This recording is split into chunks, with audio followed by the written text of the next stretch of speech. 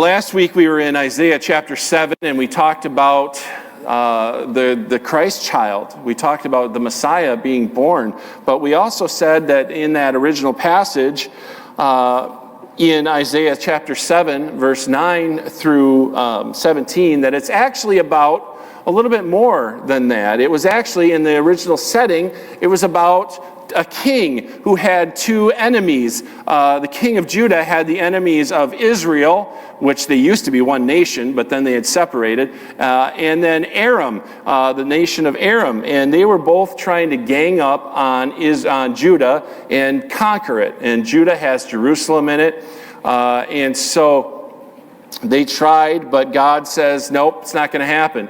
They're not going to be able to get you, and this is what we're going to do. I'm guaranteeing you, I'm going to deliver you safely from their hands. As a matter of fact, they're not even going to be nations anymore. And so he says, ask for a sign, ask for a sign. And the king says, nah, I'm good, I don't need a sign. And the reason is not because he had so much faith, but he had so little faith. He didn't care if God was real. He was going to figure it out himself. He was going to deliver himself from the hands of these two enemies. And he made an alliance with the Assyrian Empire. Now, the Assyrian Empire was a big, horrible empire. And Jonah actually was sent to preach to them about 100 years before that. And then he didn't want to because they're so bad. He didn't want to preach forgiveness to these Ninevites, these Assyrians. And so he went the opposite direction. He said, I'm not going to do it.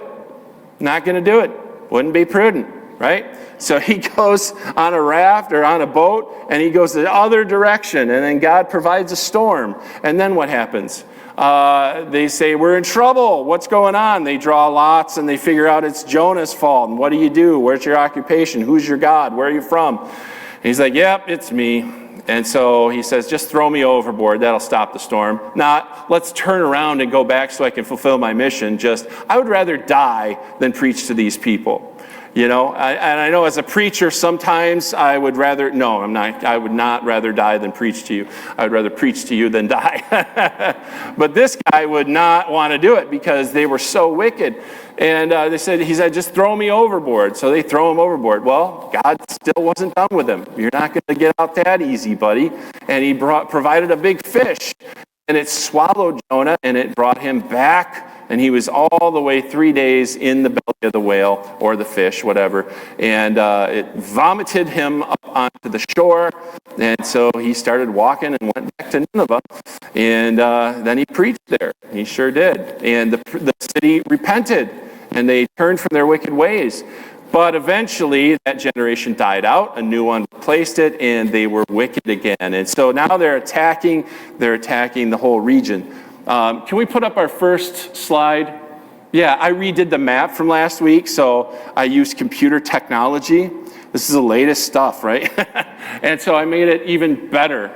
So you can see Assyria was way over on the right and up. So I guess that would be north and east.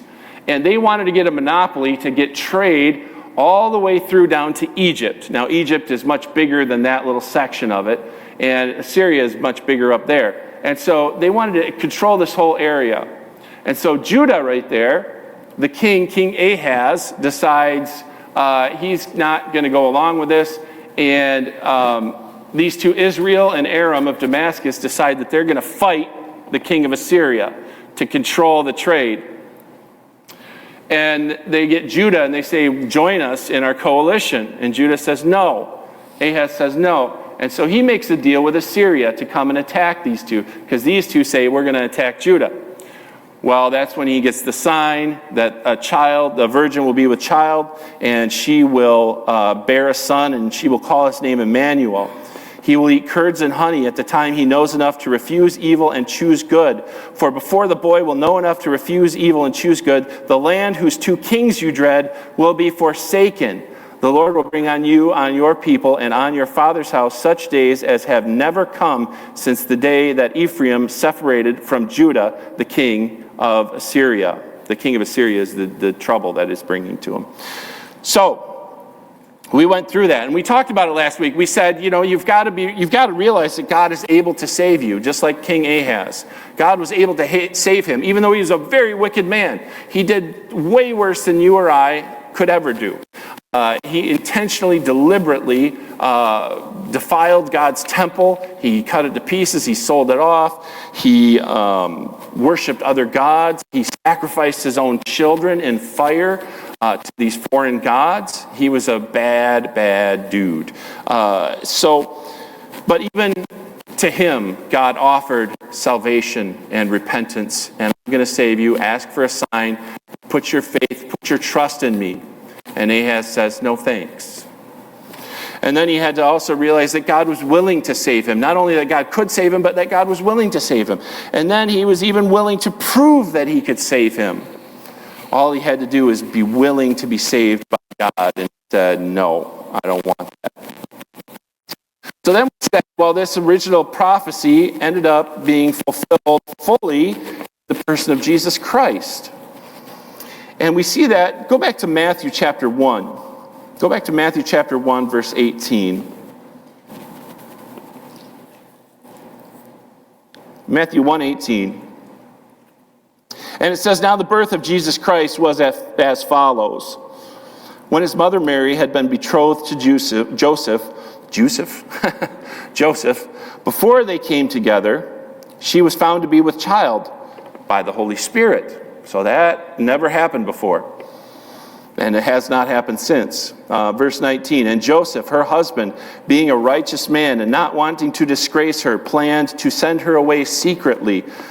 But when he had considered this, behold, an angel of the Lord appeared to him in a dream, saying, Joseph, son of David, do not be afraid to take Mary as your wife, for the child who has been conceived in her is of the Holy Spirit. She will bear a son, and you shall call his name Jesus, for he will save his people from their sins. Now all this took place to fulfill what was spoken by the Lord through the prophet. Behold, the virgin shall be with child, and shall bear a son, and they shall call his name Emmanuel, which translated means God with us. And Joseph awoke from his sleep, and he did as the angel of the Lord commanded him, and took Mary as his wife. But he kept her a virgin until she gave birth to a son, and he called his name Jesus. Now, chapter 2. After Jesus was born in Bethlehem of Judea, in the days of Herod the king, this would be Herod the Great, Magi from the east arrived in Jerusalem, saying, where is he who has been born King of the Jews?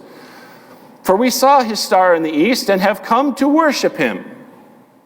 When Herod the king heard this, he was troubled, and all Jerusalem with him. Why do you think he was troubled? There's another king, and it's not his son or grandson. It's someone from Bethlehem, little tiny podunk town. And why do you think all Jerusalem was troubled with him? Because Herod was troubled. And when Herod's troubled, he gets a little head choppy, right? He gets a little stabby. And he gets execution-y. He doesn't like that, and he's going to kill people to keep that from happening. So then in verse 4, it says, gathering together all the chief priests and scribes of the people, he inquired of them where the Messiah was to be born, right?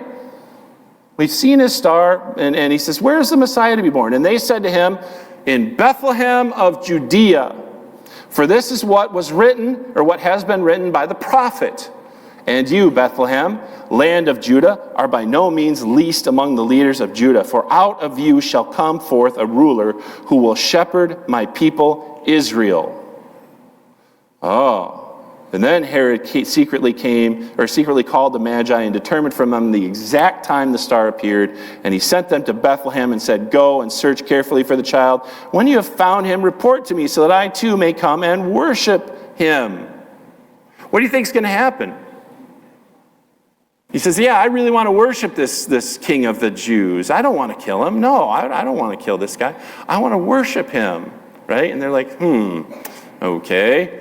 Yeah, we'll go look for him because that's what we're here for.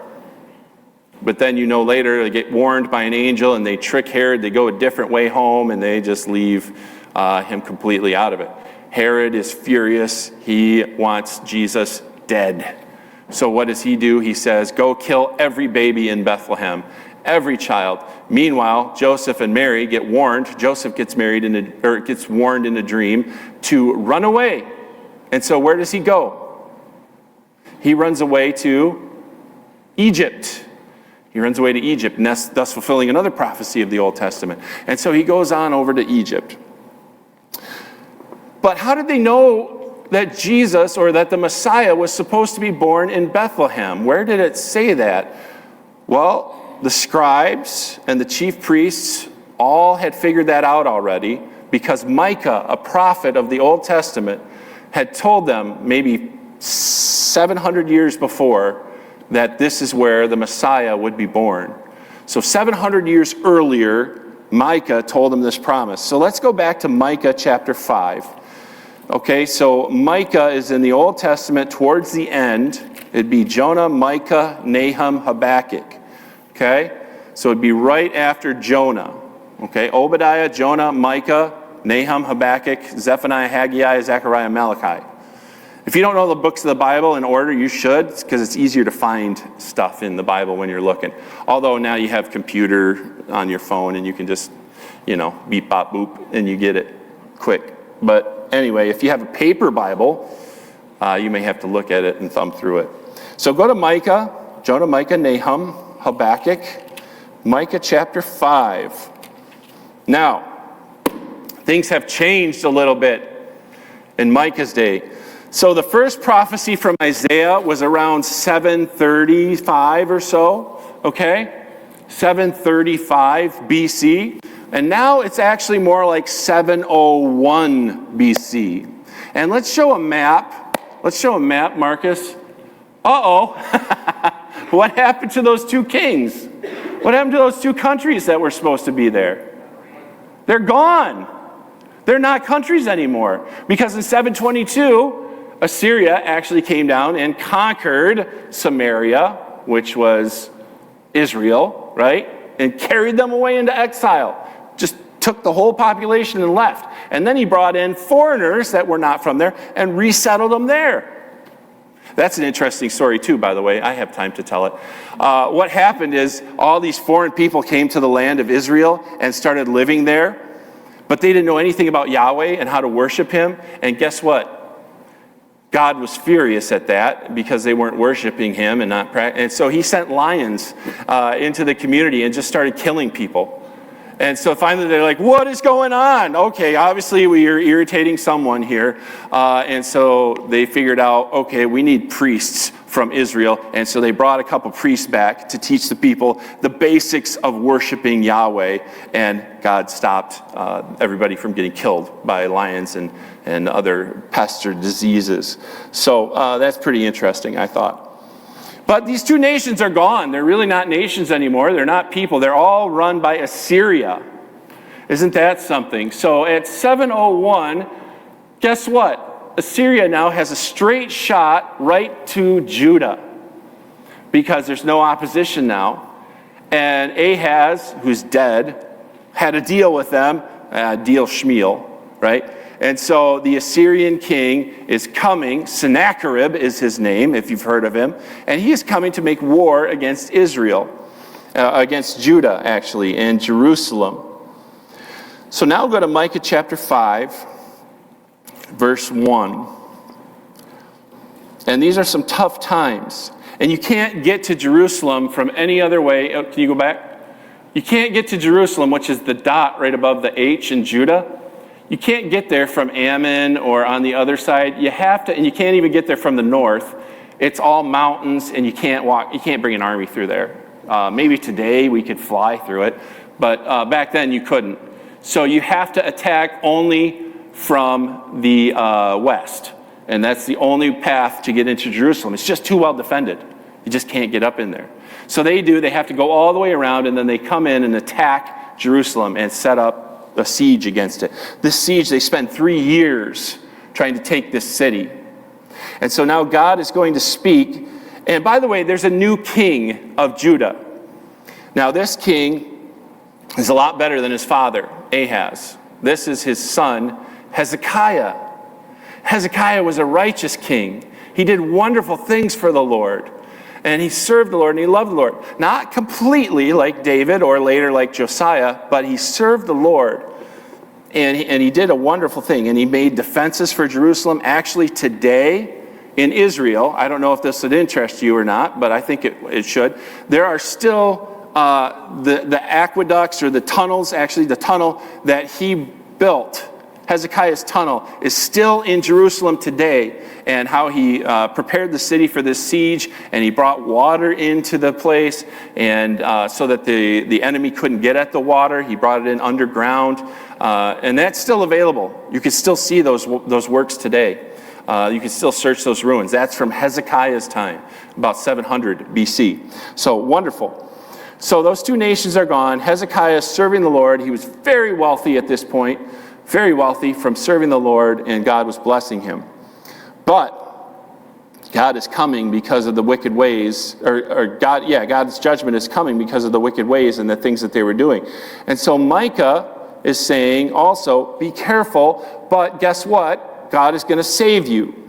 So now Micah chapter 5, verse 1, he says, now muster yourselves in troops, daughter of troops. They have laid siege against us. With a rod they will smite the judge of Israel on the cheek. Now listen to this. But as for you, Bethlehem Ephrathah, too little to be among the clans of Judah, from you one will go forth for me to be ruler in Israel. His goings forth are from long ago, from the days of eternity. Therefore he will give them up until the time when she who is in labor has borne a child. And then the remainder of his brethren will return to the sons of Israel, and he will arise and shepherd his flock in the strength of the Lord, in the majesty of the name of the Lord his God, and they will remain, because all the time, or at that time, he will be great to the ends of the earth. This one will be our peace. May God add his blessing to the reading of his word. Isn't that so wonderful to have that promise? And we look at Micah, and they recognize that Micah was truly a prophet from God, right? And so as I think through this, and I look through this this passage this morning, this does not have a near fulfillment and a far fulfillment. This seems to only have a far fulfillment in Jesus Christ. This is a prophecy for 700 years in the future. All the chief priests and all the scribes figured it out. By the time that Jesus was born, everybody knew that this is where the future Messiah, the future king, would be born. You see, because back then you had weak and ineffective kings who were trying, and some of them were pretty righteous, but nobody completely served the Lord. Hezekiah had some problems, right? He did some things that he should not have done. He sinned against the Lord. And they're just in trouble. And so now God's coming to them and telling the people of Israel or Judah not to be afraid, but to put their trust in God. And here's the wonderful thing. When you think about God and his deliverance from our enemies, when you think about his salvation from our trouble and our problems in this world, right? How many of you have problems in this world? Raise your hand if you have a problem in this world. Yeah. How many of you had no problems in this world and everything's going well? No, nobody. Yeah. Brandon's doing great. Yeah. I think all of us have trouble. All of us have stuff that's going on. My wife and I are getting older. We are now grandparents.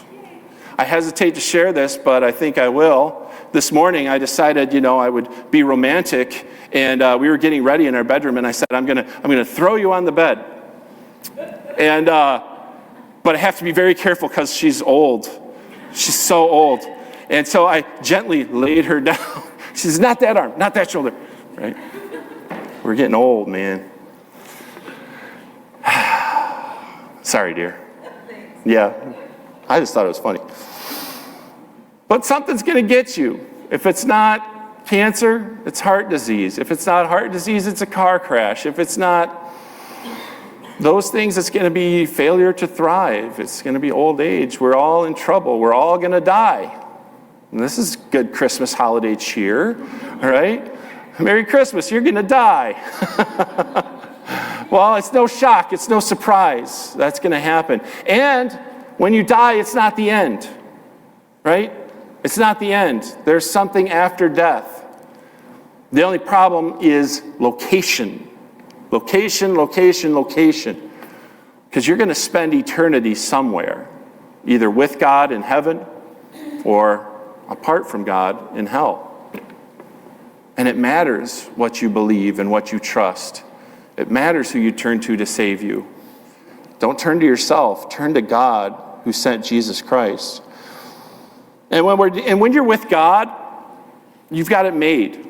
It doesn't matter. Certain things don't matter. And like in this passage, I broke it down into 3 irrelevant facts with God. Because if you were in Jerusalem in 701 and you saw the Assyrian king Sennacherib surrounding your city and cutting off all the food and supplies, you'd be terrified, right? You'd think you're going to die much sooner, and it's over. And you would look at that and you would hear this prophecy and you would think, okay, he's going to save us. We're going to be on top again. It looks real bad. Not going to lie, Lord, it looks real bad. There's a giant Assyrian army. It's probably about 185,000 troops are out there with a very angry king who is coming to kill us all. And what happens? Well, I'll tell you in a second. I want to get first to the first irrelevant fact. With God, these things don't matter.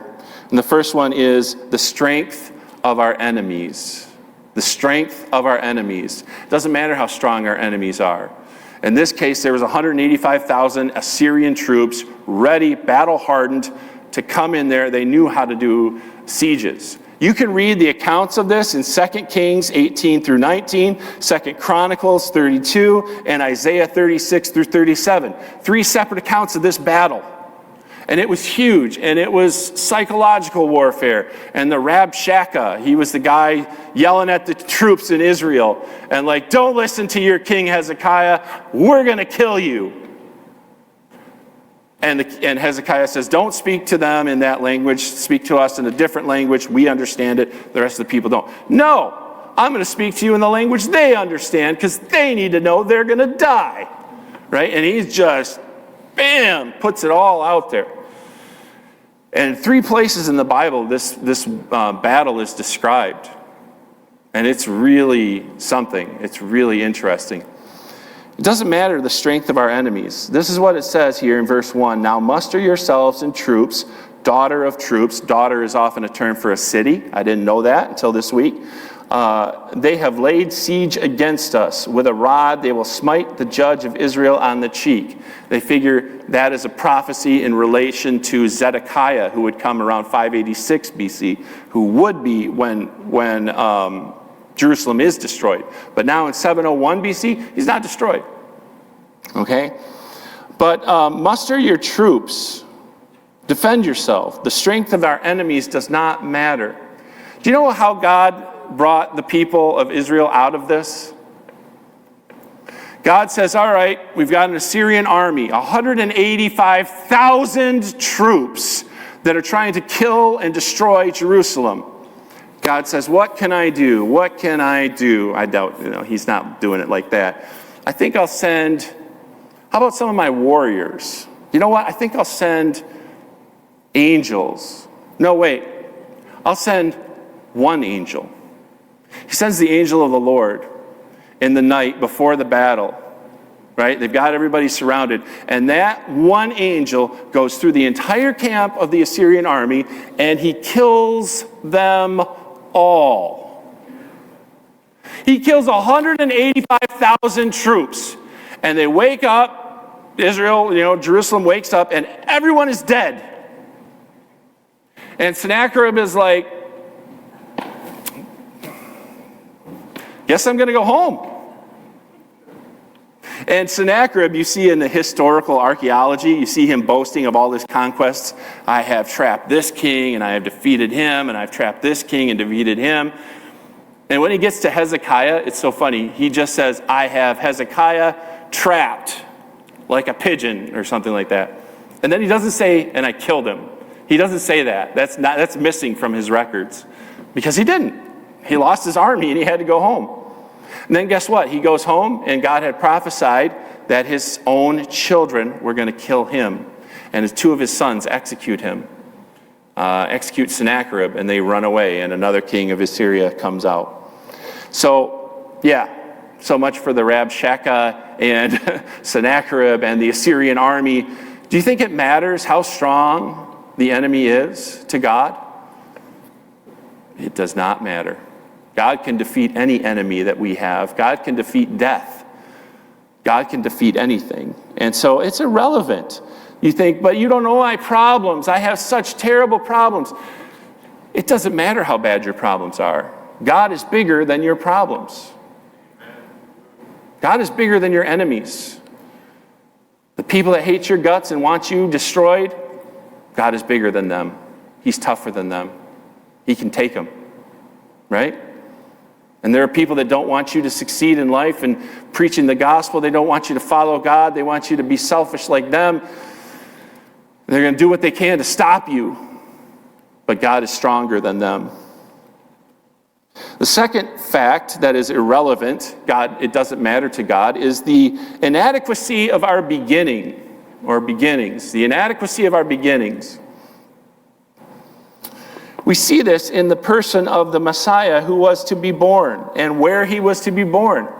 You would assume, right, that the Messiah would be born of the high priest with the king, right, like the daughter of a king or something, and that union would produce the Messiah born right in the temple for everyone to see, right? That's how we would do it. We would put the two most important people in the world and produce the Messiah out of that. And God says, not so. Not so. That's not how it's going to happen. Go to verse 2 of Micah 5. But as for you, Bethlehem Ephrathah, he has to designate Ephrathah because this is in Jerusalem, or in Israel, not up north in Galilee. This is in Judea. So he has to give it the second name because there's a Bethlehem up in Galilee. So, but as for you, Bethlehem Ephrathah, too little to be among the clans of Judah. From you, one will go forth for me to be ruler in Israel. And you're like, but he's from such a tiny little town, a little bit of nothing.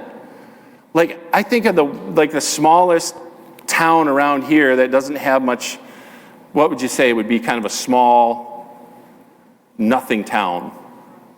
Crump. That's exactly what I thought of. Yeah, Crump. So the Messiah is going to be born in Crump. Right? That's kind of what it was like. It's like, whoa, nothing's good from there. That's crazy, right?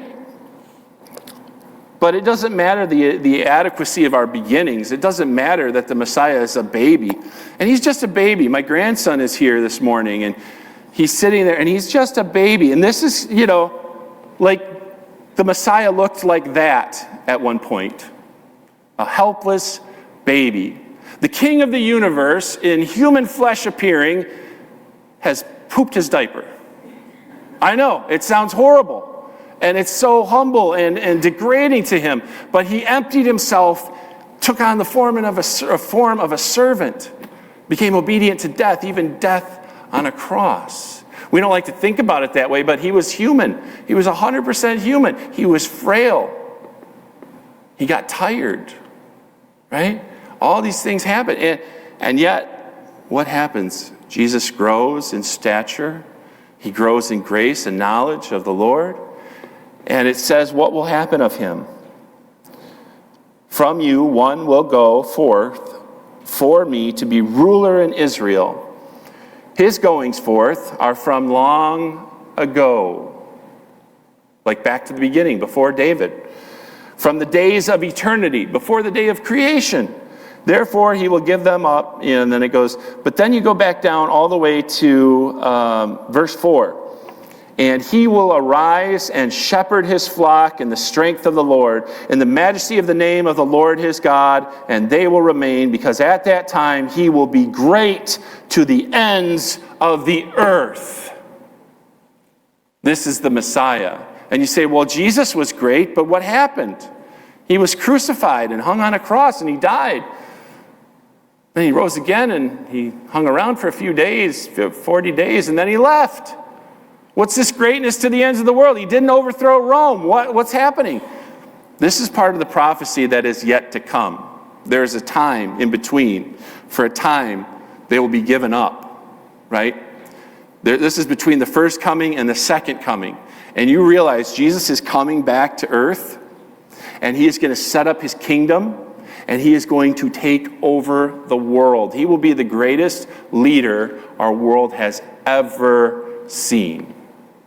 He will be in charge of everything. No one can stand up to him. His majesty, he will go forth in the name of the Lord, of the name of Yahweh, and his greatness will be limitless. And he's coming back here. What an exciting time for us. Just to see him high and lifted up as we sang this morning. And he started as a baby, right? And he just grew. It doesn't matter how small our beginnings are. Maybe you're in the faith and you came to Jesus Christ and you got saved and you had so much in your life that was so wrong and you could barely pray. You didn't know how to pray, right? It doesn't matter how you started. It doesn't matter, because God can take small things and make them great. And that's what he did with the Messiah, and that's what he can do with you in your spiritual life. He can change you. He can save you. He can make you a great person in the Lord. The last irrelevant fact with God is the length of our losing streak.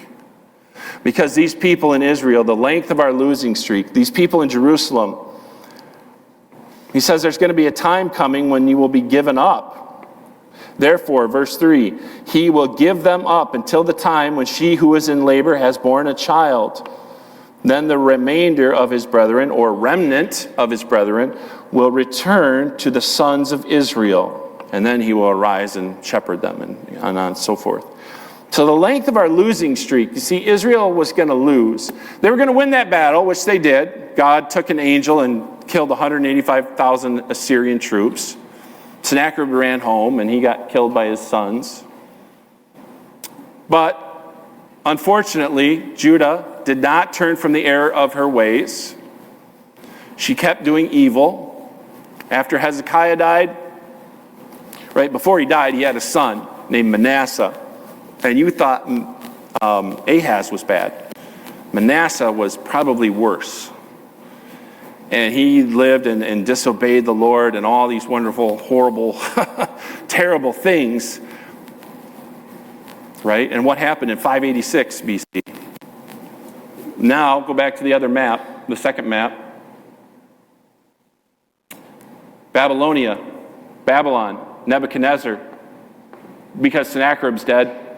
But the power shifts and Babylon becomes the world power. And Nebuchadnezzar sends an army. And guess what happens in 586?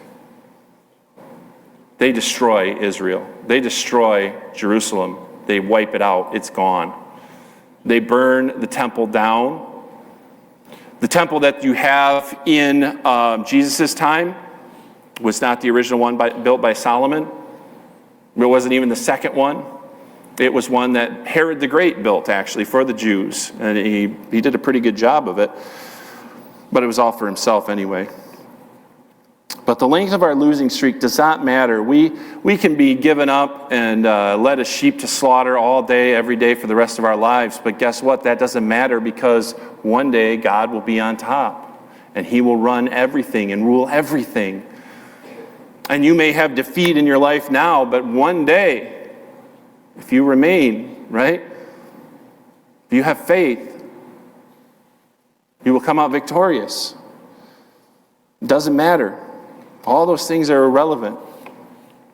So I just urge you, this Christmas season, as we think about this, the